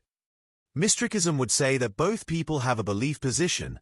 One is non-belief, one is disbelief, and both should be based on evidence, perhaps the Fermi paradox, the lack of signals in SETI, etc. In this case, neither should claim absolute knowledge. There definitely are no aliens, because new data, say, a radio signal from another star, can append things. But neither should shy away from stating what they believe is most likely true, given the evidence, and defending that position. Likewise, atheists shouldn't shy from saying, "Given everything I know, I think all gods are human inventions and don't exist in reality." That's a belief. It doesn't make atheism a religion. Despite theists' barbs, atheism has no rituals, no doctrine of salvation, etc. But it does mean atheism is a truth claim about reality. And truth claims are exactly what rational people discuss and debate using evidence and logic. In closing, the enduring argument about whether atheism is a belief often dissipates once we clarify terms. By a narrow definition, belief equals positive claim held with certainty. Atheism as lack of belief isn't a belief. But by a broader and arguably more philosophically mature definition, any settled stance on a proposition is a belief, be it affirmation, denial, or deliberate non-commitment. Mystrikism adopts this broader view to encourage intellectual honesty and rigor. It reminds us that what matters is not what we call our stance, belief, non-belief, etc., but how we justify it. Theists must explain why they believe X exists. Atheists must justify why they do not think X exists, and especially if they go further to believe X does not exist. When we all accept that burden, the conversation shifts to where it should be. Evidence, arguments, probability, explanatory power. And on those grounds, the mystrikal atheist is confident that the scales tip heavily in favor of disbelief in gods. After centuries of empty data where there ought to be data, the rational attitude, the one that best aligns with a scientific, evidence-based view of reality, is to conclude that gods are human figments provisionally. As one source from the Union of Mystrik succinctly put it, distinguishing what is currently real from what is imagined is achieved by looking at the evidence. Concerning gods, all signs point to the latter category. Atheism, defined broadly, is a belief, a cognitive stance on an age-old proposition. But it is not a belief taken on faith, it's a belief taken on the recognition that those who assert gods have provided no good evidence. Rather than hide from the term belief, non-theists can embrace it in this qualified sense, proudly stating that, "I believe there is no compelling reason to accept any God claims, and indeed I believe no gods exist, given the overwhelming lack of evidence and the explanatory success of naturalism, but I hold all such beliefs provisionally, pending new evidence." Such a position is intellectually honest and responsible. It carries a light burden of proof. Light, because one is essentially pointing to a void where mountains of evidence should be, and meets that burden with ease by highlighting the world's deafening silence on the divine. In the spirit of Mystrikism, the goal is to hold all our beliefs to the same standard, whether they are affirmations or denials. In the final calculation, the virtue is not in avoiding the word belief, but in ensuring that every belief we hold, including atheism, is proportional to the evidence, open to revision, and unafraid of scrutiny. That is a standard both theists and atheists should aspire to, and when they do, the conversation moves from rhetoric to reality, where the best supported ideas will prevail. Belief. A mystical point of view. Part 15 of 15. Concluding thoughts. Belief, from the mystical perspective, is far from the casual notion of just having an opinion or faith in something unseen. It is a disciplined cognitive commitment, always provisional and consistently answerable to reason and evidence. Belief, disbelief, and withholding of belief are simply different positions on a continuum of judgment, and Mystrikism holds that we are accountable for our stance, regardless of where we fall on that continuum. Each position must be taken conscientiously. Supported by sufficient evidence if we affirm, by sufficient counter-evidence if we deny, or by a transparent lack of evidence if we remain undecided. In this way, Mystrikism creates a unified standard for all doxastic attitudes, eliminating the loopholes that some worldviews create for favored beliefs or convenient ignorances. We have contrasted this framework with religious faith, which requires unconditional belief. Mystrikism refuses to grant any claim exemption from critical scrutiny, no matter how sacred. We have looked at atheistic lack of belief and agnostic, I don't know, noting that Mystrikism agrees one should not believe without evidence, but also insists that one should articulate why the evidence is deemed lacking and remain open to future illumination. We have seen why fideism, dogma, and emotional conviction are incompatible with mystical belief. They attempt to substitute something else, tradition, authority, desire, for evidence, and in doing so, they undermine the very project of truth-seeking. Mystrikism is, at its core, a commitment to reality as determined by the best methods available, logical reasoning and empirical observation, never bending reality to fit our wishes, but bending our beliefs to align with reality. In exploring the role of evidence and falsifiability, we affirm that Mystrikism aligns with the fundamental principles of scientific inquiry. A belief that cannot be tested or potentially disproved is not a meaningful claim about the world. It is at best speculative and at worst a shield for falsehood. We highlighted Bayesian reasoning as a model for how a rational mind updates its beliefs, underscoring the fluid nature of belief in Mystrikism. Today's conclusions may be revised tomorrow, and that is a strength, not a weakness. Consistency, coherence, and a demand for evidence make the Mystrikal approach a reliably self-correcting method. Over time, this approach weeds out errors and zeroes in on the truth, much as the scientific method has done over centuries. The real-world examples demonstrated that these are not ivory tower ideals but practical guides for navigating claims in medicine, paranormal anecdotes, and the quagmire of modern misinformation. From the failure of homeopathy in clinical trials to the inability of flat earth theories to account for basic observations, we saw how Mystrikism would have us respond. By proportioning belief to what the total evidence indicates, and not being swayed by popularity, tradition, or wishful thinking. And importantly, to revisit those issues if new evidence emerges, never dogmatically finalizing a stance beyond revision. Underlying all of this is a moral theme. The pursuit of truth is not only an intellectual exercise but a reflection of one's character. Mystrikism invites us to cultivate intellectual virtues, to care about whether our beliefs are justified, to care about consistency and honesty in our thinking, and to respect the difference between knowing and not knowing. It treats belief formation as an ethical responsibility to oneself and others. In a world where false beliefs can and do lead to tangible harm, be it through medical quackery, sectarian violence, or public policy disasters, adopting a mystical stance is more than just a personal philosophy, it is a contribution to the common good. It is, in essence, practicing the ethics of belief. Never to believe recklessly, and never to shrug off the question of truth as unimportant. In conclusion, belief in the mystical sense is an active, careful, and principled engagement with reality.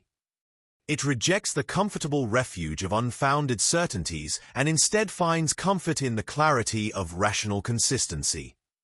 It demands the same rigor of a disbelief as of a belief, erasing any false superiority of absence of belief as an automatic default. Everything is on the table for examination, and only those claims that earn their keep through evidence get a seat in the mind. This perspective fosters a mindset that is both humble, for it acknowledges the provisional nature of all our knowledge, and empowered, for it relies on the most reliable tools we have for understanding the universe. Mystrikism's commitment to rationalism and naturalism means that it sees no value in wishful thinking or mystical shortcuts. It finds awe and meaning in the real world revealed by science and reason. And its commitment to ethical clarity means it is forthright about what is known, what is conjecture, and what is unknown, so that our choices can be aligned with reality and our beliefs can truly guide us rather than mislead us.